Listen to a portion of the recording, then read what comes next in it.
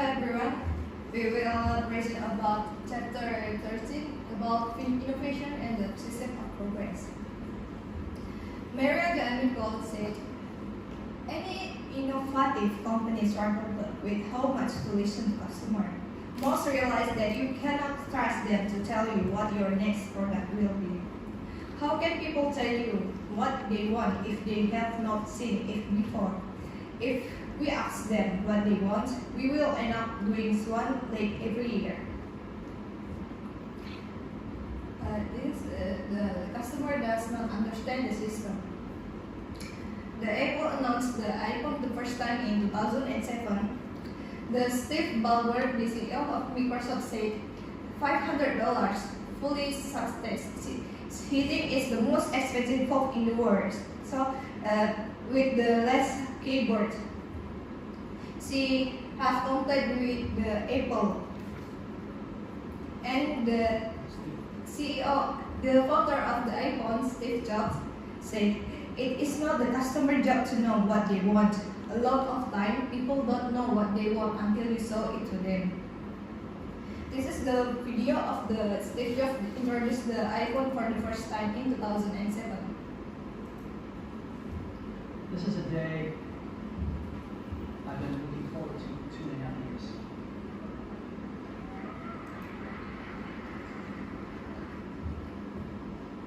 Every once in a while, a revolutionary product comes along that changes everything. And Apple has been, well, first of all, one's very fortunate if you get to work on just one of these in your career. Apple's been very fortunate. It's been able to introduce a few of these in the world. In 1984, we introduced the Macintosh. It didn't just change Apple, it changed the whole computer industry.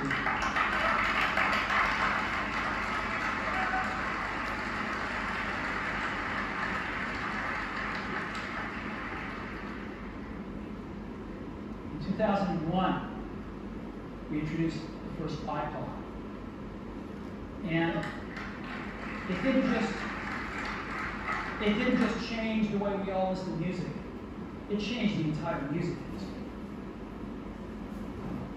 Well, today, we're introducing 3 revolutionary products in this place.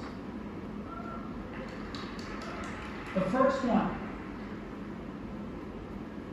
is a widescreen iPod with touch controls.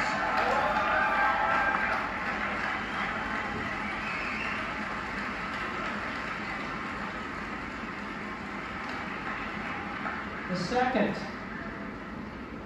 is a revolutionary mobile phone.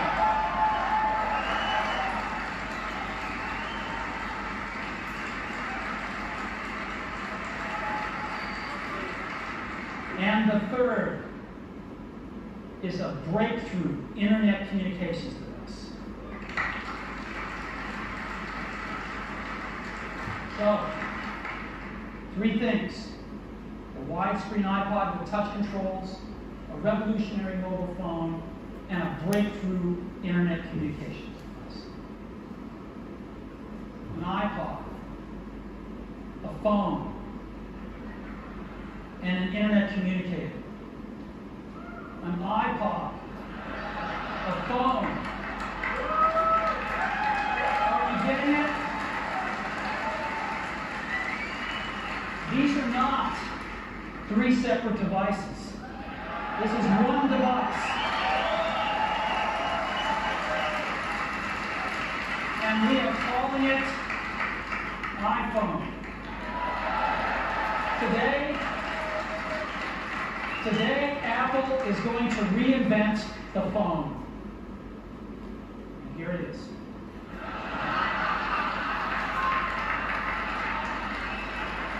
Now, actually, here it is, but we're going to leave it there for now. So, before we get into it, let me talk about a category of things. The most advanced phones are called smartphones, so they say. And they typically combine a phone plus some email capability, plus they say it's the internet, sort of the baby internet, in one device, and they all have these plastic little keyboards on them. And the problem is that they're not so smart and they're not so easy to use. So if you kind of make a business school 101 graph with a smart axis and the easy to use axis, phones, regular cell phones are kind of right there. They're not so smart and they're not so easy to use. But smartphones are definitely a little smarter, but they actually are harder to use. They're really complicated. Just for the basic stuff, people have a hard time figuring out how to use them. Well, we don't want to do either one of these things. What we want to do is make a leapfrog product that is way smarter than any mobile device has ever been and super easy to use. This is what iPhone is. Okay? So, we're going to reinvent the phone. Now, we're going to start with a revolutionary user interface.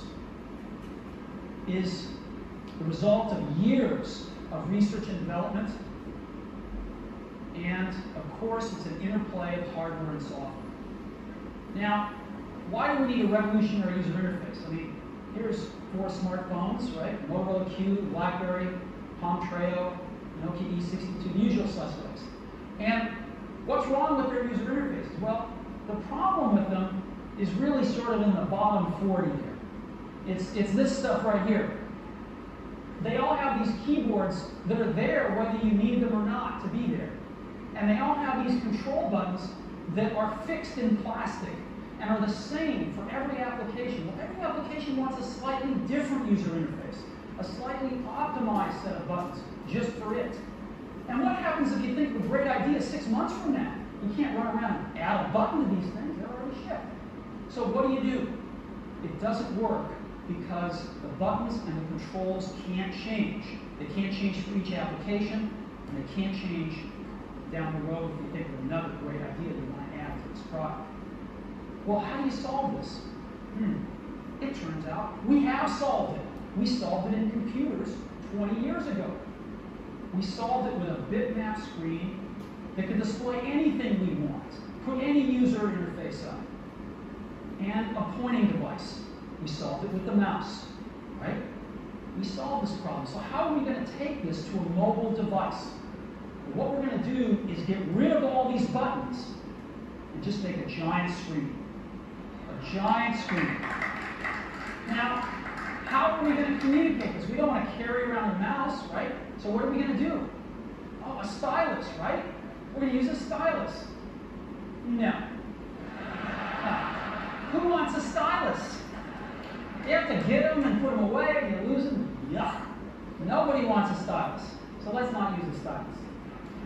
We're going to use the best pointing device in the world. We're going to use a pointing device that we're all born with. We're born with 10 of them. We're going to use our fingers. We're going to touch this with our fingers. And we have invented a new technology called multi-touch, which is phenomenal. It works like magic. You don't need a stylus. It's far more accurate than any touch display that's ever been shipped. It ignores unintended touches. It's super smart. You can do multi-finger gestures on it. And boy, have we patented it.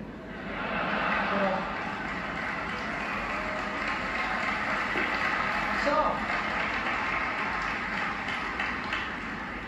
we've been very lucky to have brought a few revolutionary user interfaces to the market in our time.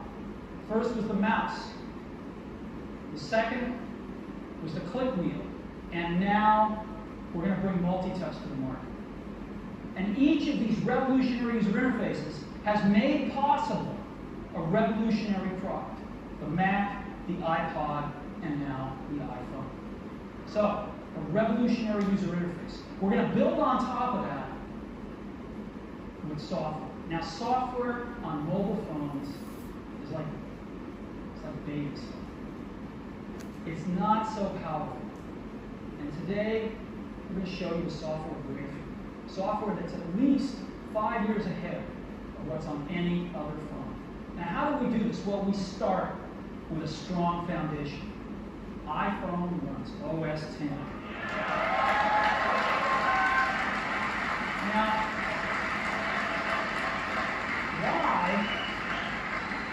why would we want to run such a sophisticated operating system on a mobile device? Well, because it's got everything we need. It's got multitasking. It's got the best networking. It already knows how to power manage. We've been doing this on mobile computers for years. It's got awesome security and the right apps. It's got everything from Coffe and the graphics, and it's got core animation built in, and it's got the audio and video that OS X is famous for. It's got all the stuff we want, and it's built right into iPhone. And that has let us create desktop-class applications and networking. Right? Not the crippled stuff that you find on most phones. This is real desktop-class applications. And you know, one of the pioneers of our industry, Kale, has had a lot of great quotes throughout the years. And I ran across one of them recently that explains how we look at this. Explains why we go about doing things the way we do. Because we love software. And here's a quote. People who are really serious about software should make their own hardware. You know? Alan said this 30 years ago. And this is how we feel about it. So we're bringing breakthrough software to a mobile device for the first time. It's 5 years ahead of anything on any mobile.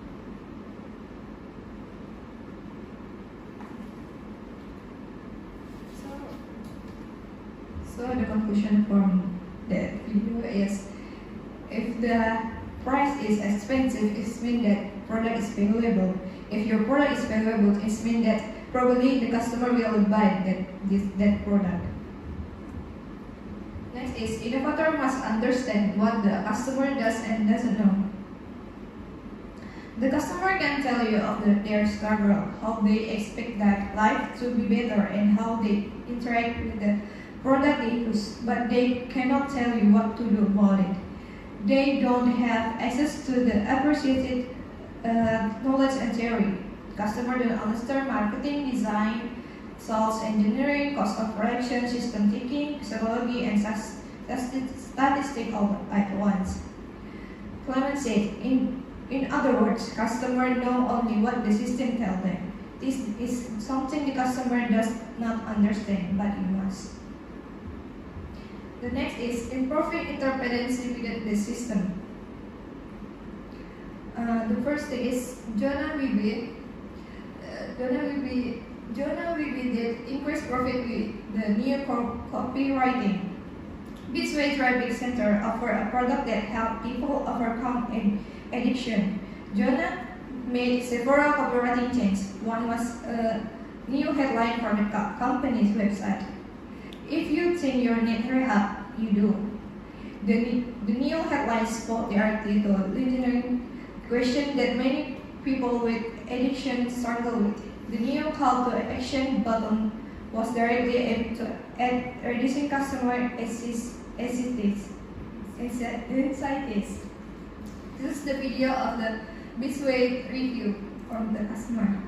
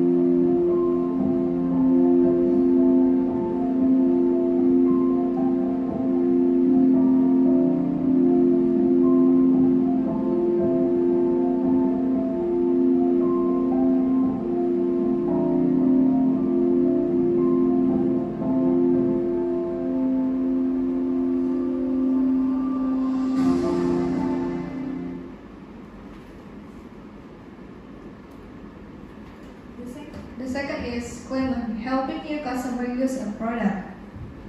VDT, it's a flexible development tool. It's a software program for engineering, had low adoption among some customers.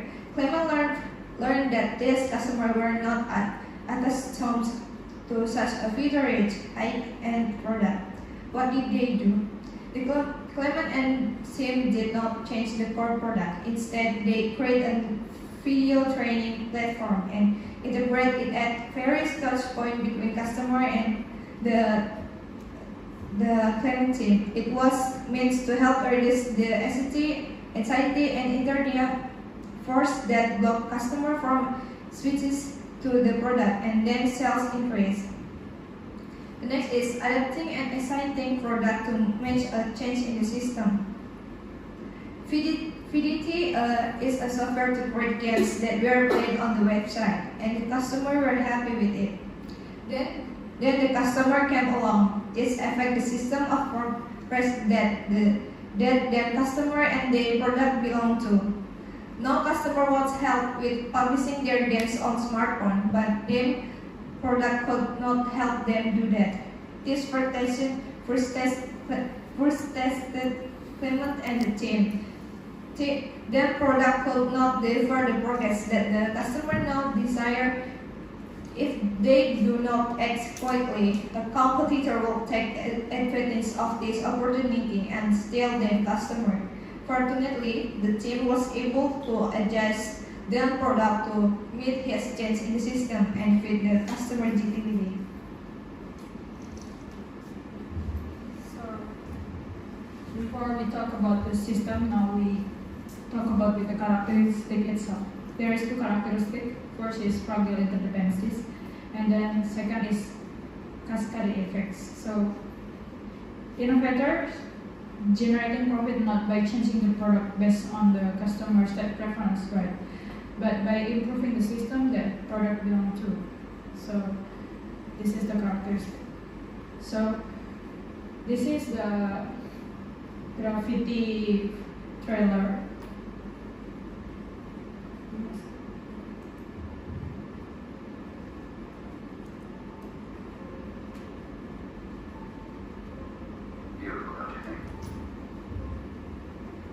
There is a cascade effect there.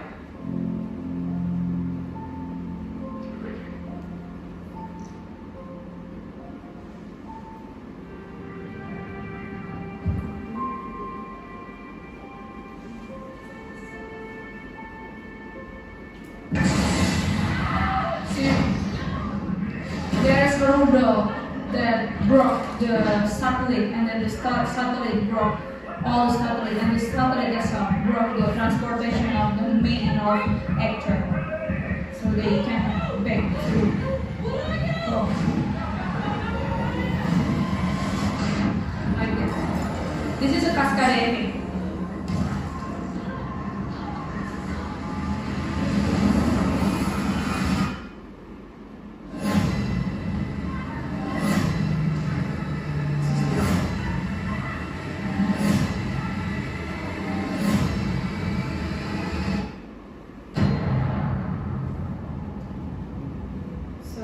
The cascade effect is the continuing process that happens. So in this trailer, the fragile interdependency is the main character with the system she is a part of.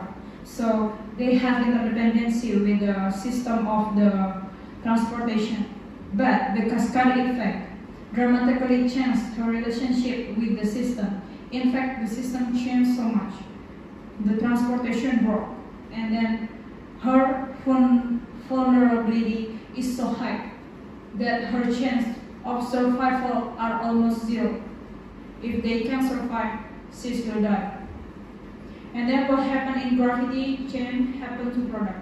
A product exposure to creative destruction goes up when it has fragile interdependencies with the system it's a part of, when innovators are unable or unwilling to respond to cascade effect within the system. And then some fragile interdependency expose system part to creative destruction. See, if you cut my hair, it will not affect my body. But if you take my hair, maybe I will die, right? So some interdependencies are robust fragile. Fragile interdependency is when smartphone make use the Android operating system. They will not have to create an operating system. They just use Android for their system. So, but when there is a problem, there is a trouble on the Android. This means the customer and the smartphone maker have to wait until someone somewhere fix the problem itself. This is like interdependency. And then what Apple do is Apple approach the relationship between its smartphone and operating system iOS. If a bug discovered in iOS, Apple can immediately fix and push out the update to customer in fast as one day. So Apple has reduced its product fragility by taking an integrated approach with its product, controlling both hardware and software, and then whereas smartphone makers that use Android have fragile interdependency because they take more modular approach, right? So cascade effect can affect the system. The magnitude or speed of this effect is often non-linear. Sometimes will be small and then sometimes will be bigger or gain momentum. At that time, smartphone didn't affect only the system that include phone as a solution. They also affect the system that included gaming device, navigation, calculator, flashlight, and other. It's about the system inside. But right now, smartphone has robust interdependency with smartphone. People cannot leave their smartphone because smartphone affect how customer make progress across many devices.